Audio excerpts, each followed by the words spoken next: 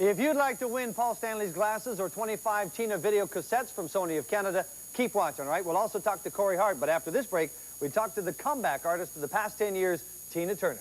For the first time in my life, I was able to sing. It's a song where I was simply singing for the first time in my life, basically. That is what actually got my attention. And I wanted that. I wanted the people to know that whatever they felt, I mean, it's not a very beautiful voice as Diana or Streisand or etc., but that's my voice. That was Tina Turner. Hey, welcome back to Canada's network music show from Vancouver. It's Good Rockin' Tonight. I'm, him. When Tina Turner was finally acknowledged with 3 Grammys several weeks ago, it completed a very long, very painful journey from young girl discovered by the ruthless Ike Turner in his soul review through countless one-nighters in every pub, club, and sleaze hole in the world. Through the 70s, when Tina walked out hiding for 6 months so Ike couldn't find her. Then as the 80s hit, starting to put it all together with the help of good management and staunch British musician friends.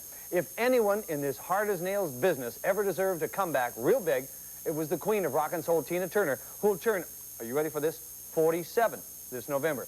Here from a previous Vancouver interview, as well as the Grammys, is Tina Turner. I'm a bit nervous, excited. Really, I really feel like winning. When you win against the people that I stood against there, that's really winning.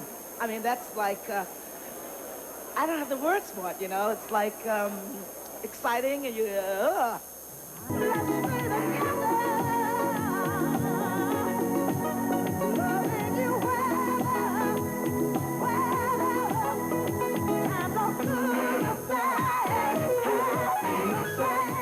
That was a girl in the valley.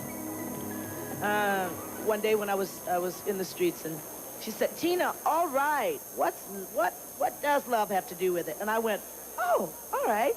I was singing with that attitude, you know? And so that's when I started really performing the song, because when I recorded it, actually, I didn't have time to really get into the lyric. It was just in the studio, out, and so on. And so I really got the meaning later from the public, you know? I mean, we knew it was a good song, because, you know, there were 2 of them, actually. There's another one coming. That was one kept. But it was a total surprise, I think, because there's not a song like it. I mean, it was totally unusual, you know, all over. I mean, if you're sitting in a discotheque and they're playing all of the songs and all of a sudden that one comes on, it changes the whole mood of everything, you know? It was just that unique. I think it's the uniqueness of it that actually got the attention of the record buyers, of the music world. It is the best thing I've ever done. What love got to do with it? Who needs a heart when a heart can be broken? I survived a lot. I mean, my goodness, look, I'm standing with most of the top young people today, and I started way back in, you know, in the early 60s. So I've survived all the changes in music, and I didn't get lost. The key was hard work. A lot of hard work, but work that I enjoyed as well. It wasn't as if I was sort of toiling and bored with what I was doing. The whole 8 years, I was having a good time, because first of all, I was divorced and I was finding out what I could do. I didn't know I could do all the things that I did in those 8 years. It was exploring. I was really exploiting myself, and I really found that I had a good time learning what I could do and being on my own. I didn't bother that much. It didn't bother me that much that I didn't have a record, because I was too busy doing other things that I think that I need to learn about myself. So. Now, it's been 10 years since, you know, 74 since you and I split. Yeah. And did you envision any of this? I mean, did you have... I didn't know what I would do. I did know that I could not live with Ike the rest of my life, because I had really outgrown the relationship, outgrown the lifestyle. And there was so much more that I wanted in terms of just happiness and fun. And that's why I didn't put a lot of value on career at the time. It was just getting out, singing and enjoying it, singing it for the first time, and singing what I wanted to sing, and dressing the way I wanted to dress, and doing all the little playthings that acting and singing is involved in. So I didn't perceive the fact and make a plan. It was that I just knew that one day I would walk out of it all, and I didn't know when. And that is how I did it, too. I just got up and walked out. It was that simple. A one-day turnaround? It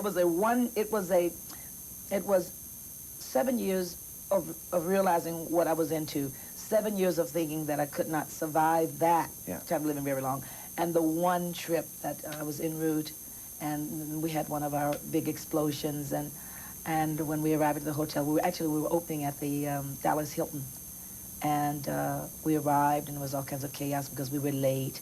And I took a nap. I mean, we were late. And he went to bed, and I said, sleep well. And I left. I had to leave. That was the time. Nothing was planned. I took no baggage. I took nothing. I took absolutely nothing. I had maybe a small purse with a credit card or something, and that's all. Were you scared? Yes, I was very much afraid. As I walked, I took the staircase because I was afraid some of the musicians would probably see me and be able to tell, well, yeah, I saw her. So I took a back stairway, which I didn't know anything in those days. I didn't even know there were back stairways, maybe. I didn't think ahead. And I took the stairway, not knowing where it would end up, and I ended up in the back alley of the hotel, which is really scary. And I started running, and you know how you see the movies, and the faster you run, the faster you start running, you know, you continue. And I arrived at the freeway, and I know, how am I going to get across this on foot? You know, you don't cross the freeway on foot. And I just dashed across. I just got across the freeway, and I walked into a Ramada Inn with this big face out to here. I was looking like some horror monster. And I just said to this man, can I see, you know, the management? I said to him who I was, that I had a fight with my husband, that I should be opening at the... I just told the truth. And the man gave me the best suite, gave me security.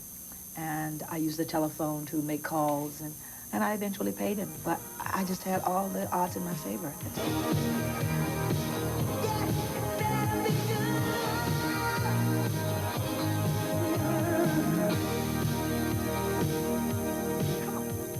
Are you still singing with the same voice that you had back in Nutbush when you were a kid? Same one? It's the same one. My goodness. Did you take any training at all? No, I think if I'd had training, then I might not be as successful as I am. Someone asked once, did I take any lessons, or could I eat before work? And I realized that it's what you're taught. If they had said to me, don't eat before working, I would have been starving. And, you know, there was a time in my life where I could eat and go on stage, and it was like nothing. Then my system changed, and now I cannot eat before I go on. But it wasn't because I was told. I think a lot of it is mental. You know, some people do voice lessons. Some people need it. I never do it. I never do anything. I just get out there and hit it, and that's it. Some people have 3 or 4 different things that they really base their conviction about, their life, and B, their stage work. What are those pillars around what you do? I'm superstitious. I have to always do everything with the right foot or the right hand first. The right sleeve go in, the right shoe. Always sometimes with the right foot. If I'm really stressed a little bit, every step I make for the steps has to be with the right foot. Everything has to be with the right. So that's one of my little things that I've sort of... Doing 2 duets with Lionel, and hopefully in the future we have a plan to do. He wants to do rock and roll as well. Yeah. So we're planning to do something very much of what we're doing on stage together. Are you comfortable with videos? Yes. Yeah. Love it. Love it's great for me because I'm so visual. Yeah. And it's easier to watch and listen to Tina Turner than just listen to her. Oh, what a lady. We'll have a Tina trivia question at the end of the show. 25 video cassettes from Sony of Canada are up for grabs. A reminder, tomorrow night we will talk to Lionel Richie. We thank Tina. She'll be touring Canada this summer. Hi, this is Corey Hart. And courtesy of Good Rockin' Tonight and my good buddy Terry David Mulligan, you can be in my next video if you answer the question correctly. And the question is, what color are my eyes? Corey, are you there? Yeah, I'm here. I'm paying for the phone call, so let's talk. Did you get the letters? Yeah, I did. Were you boggled by the amount of letters? I was really pleased about it because, you know, I wanted someone to be in this video with me, and we got some real solid entries for it. Good, Corey. Terrific. Now, what I want to know is, tomorrow night you will announce a winner, right? Yeah. You won't hip-hop, you will actually say who the winner is. Yeah, I'll actually read her. If I get a chance to, I'll ring her up or him up at home. Okay. There's some real good photos in here and some decent stuff, so I'm excited about sticking my hand in and pulling something up. Okay, now, here's the thing. What's the name of the album? Name of the album is Boy in the Box. What is it? Boy in the Box. That's you. Oh, yeah, Boy in the Box. Okay, fine. How about the single? You're the first guy to hear that. Huh? You're the first to hear that. Thank you very much. Okay. What about the single? Single's called Never Surrender. And that's the video that we're shooting on, and we're doing an extended video on it. So any idea what it's about, so that this person, when they know, will know what role they're going to play? Or just try and get their hair to look like mine. You know? That's easy. That's no problem. A little Brill cream or something. Okay. Are you going to tour? You bet I am. I'm going out. Actually, I'll be out probably in May, and I'll be on a Canadian tour in May, and it'll run me probably till the end of June, and then I'll go down to the States. But I'm really looking forward to touring in Canada because last time I was, you know, a support act for April Wine, so I'm really excited to be doing my own show this time. And the time spent in the studio, did you really come through the way you wanted to? Well, I mean, obviously, you know, the response from the fans and from, you know, radio will be important. But I really feel, actually, today is the first day we've just finished mixing, and we're going to have a playback tonight. So I'm really excited about it. I think it's everything that I wanted it to be, and hopefully, you know, my fans will like it too. All right, we'll talk to you tomorrow night, okay? But one more thing, what is Never Surrender about? Never Surrender is a song that I wrote about hope and fight and people never quitting and believing in what they want and getting it. Sounds like your philosophy. All right, thank you, Corey. All right, we'll see you tomorrow.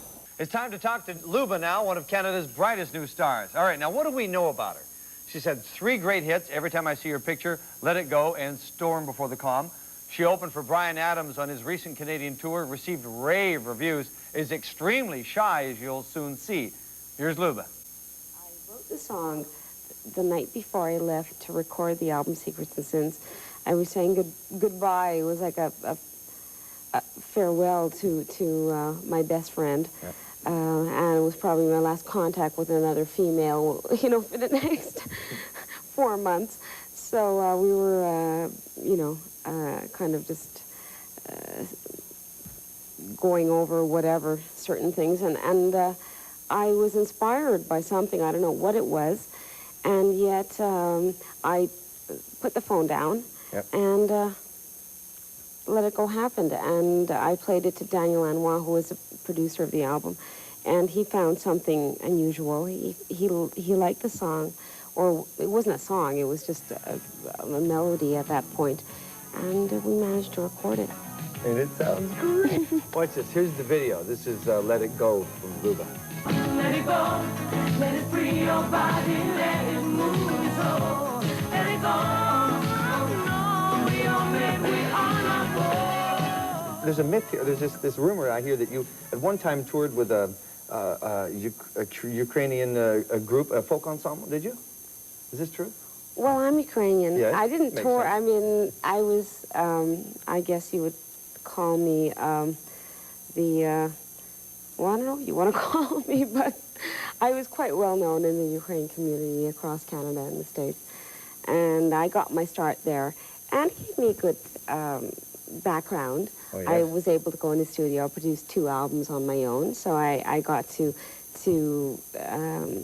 know what happens behind the scenes.